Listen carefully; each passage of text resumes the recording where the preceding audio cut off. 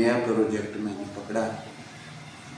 आप मुझे सब लोग नहीं जानते और आपकी दुआओं की वजह से अल्लाह ताला ने मुझे इस काम में मैंने हाथ डाला है और अल्लाह ताला मेरी खूब मदद करेगा।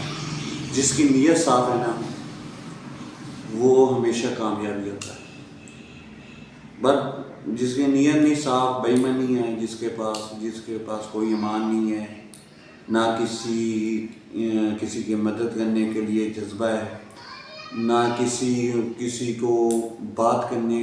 से बात करने की कोई तमीज़ है, वो हमेशा जलील होता है। हमेशा कोशिश करो कि आपकी बात कोई सुने। मैं इस काबिल तो नहीं हूँ, अल्लाह ताला का शुक्र अदा करता हूँ। अल्लाह ताला ने मेरे ज़हन में ये बात डाली कि ये काम करके देख ले कि शायद अल्लाह ताला तेरी बात, तेरे काम को पसंद करे। वो तो गफूर और रहीम है, वो पसंद करे ना करे उसकी मर्ज़ी है, लेकिन बंदे को खुद कोशिश करनी चाहिए कि अपना ऐसा काम करो कि आप दुनिया और आखिरत में दोनों में कामयाबी हासिल करो। 5 मंथ में देगा ये ऐसे लूँगा। वो बंदा फंसा हुआ है, उसके चारों तरफ घेरा तंग हो रहा। उसने 35 लेकर इसको 35 दे दिया, उसको 35 दे दिया। 35 वाला उसके 2 मंथ सुकून से गुजरे, तीसरे मंथ या छठे मंथ या 7वें मंथ जो वादा उसने किया होता उसके 1 महीने पहले उसने चक्कर लगाने शुरू कर दिए। भाई पैसे वो कहाँ से दे? बेटा तो सुन नहीं रहा, बेटा अपनी शादी करके मस्ती में, बेटा सुन नहीं रहा। दूसरे भाई बहन मदद नहीं कर रहे। ये बेटा छोटा है, सबसे छोटा है।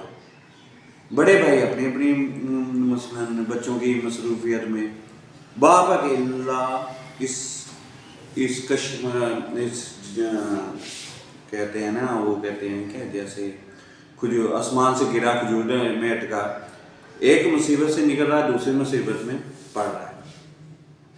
जब उसने सारे बेटों को कहा यार मेरे पास इतना कर्जा है, उन्होंने कहा हमसे पूछ कर लिया था पहले, अब्बा ये 10 साढ़े को पूछ के लिया है। प्यो खोमोश, प्यो की उसके बाप की हर तरफ से, मोहल्ले वालों से, सारों से बिगड़ गई। जब उसने सबने उसको जवाब दे दिया, उसने अपने लिए भैंस रखी हुई थी, वो 4 मंथ गुजर गए, वो 35 का 40 हो गया या 45 हो गया, उसने अपनी भैंस रखी हुई थी। तो दोनों मियाँ बीवी और जिस आखिरी बेटे की शादी की थी उसने उसके लिए, हाँ एंड पे ये बात हुई उसकी, उसने भैंस बेची 70,000 की भैंस बेची। जब उसने 70,000 की भैंस बेची, जिससे कर्जा लिया हुआ था उसका 55,000 रुपया बन चुका था। आगे बढ़ता है, उस भैंस से उसका रोजगार चल रहा था। वो कैसे चल रहा था? उस भैंस से उसका रोजगार इस तरह चल रहा था कि वो दूध बेचता था, अपनी बीवी और अपने लिए वहाँ से खाने पीने का सामान ले आता, या कोई चीज, वो उसका किचन चल रहा था। जैसे आप लोग कहेंगे किचन चल रहा था। वो भैंस भी गई, कर्जा उतर गया, जो 5-6 हज़ार या 10,000 बचा उसके पास, वो उसने कोई बेटा ये आया, पोतरा आया, बेटा आया, अबू 5,000 कल दे दूंगा, उसके पास वो भी खत्म हो गया। उसके वालिद के पास कोई चीज़ नहीं बची। एक भैंस थी, वो बेटी, वो कर्जा उतारा। बेटा अपनी शादी करके मैं तो अपने अब्बे के साथ रहना ही नहीं, अपने अब्बे को रहना ही नहीं, वो भी अलहदा हो गया। उन दोनों मियाँ बीवी के बच्चे, ना उनको दूध देने वाला कोई, ना उनको कोई खाना पूछने वाला, ना रोटी पूछने वाला, ना कोई मतलब नहीं। अब ये मेरा सवाल है, मेरा सवाल ये है कि उस बाप ने 3 बेटों की शादी की, बाप ने 3 बेटों की शादी की, उसको क्या मिला?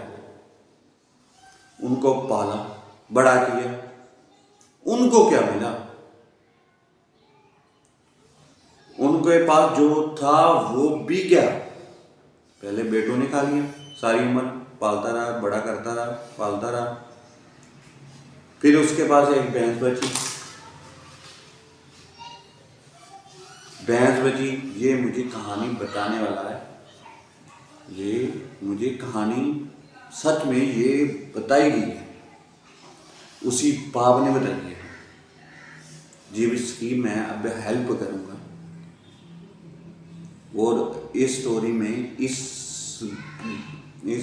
चक्कर में जिस बेटी की शादी उसका कर्जा मैंने दिया, अभी छोटी सी भैंस लेकर देनी है, अल्लाह ने मुझे तौफीक दी, मतलब आप लोगों की मदद से मेरा फल रहता है, उसको छोटे मोटे जो है ना कुछ चीज़ ले लूँ जहाँ से उसका रोज़गार चल सके।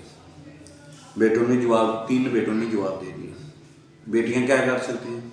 तीनों बेटों ने जवाब दे दिया। कर्जे वालों ने कर्जा ले लिया, अब उनको रोटी खाने के फाके। यार कुछ नहीं, हाँ वो ये कहानी स्पैड पोस्ट लोगों की है जो किसी को बता नहीं सकते। ये मैं खुद उसके पास गया था, मैं किसी से सुना था, मैं खुद उसके पास गया था कि चाचा कहानी की है,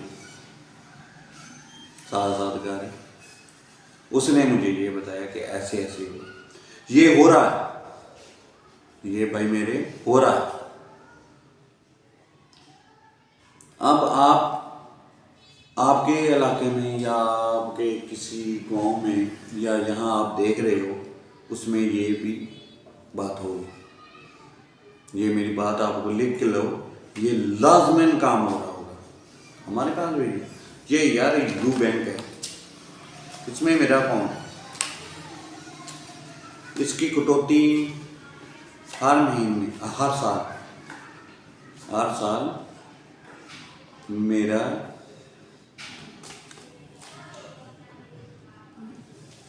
हर साल मेरे कम से कम 18,000 रुपया काटा जाता है, 18,000 रुपये।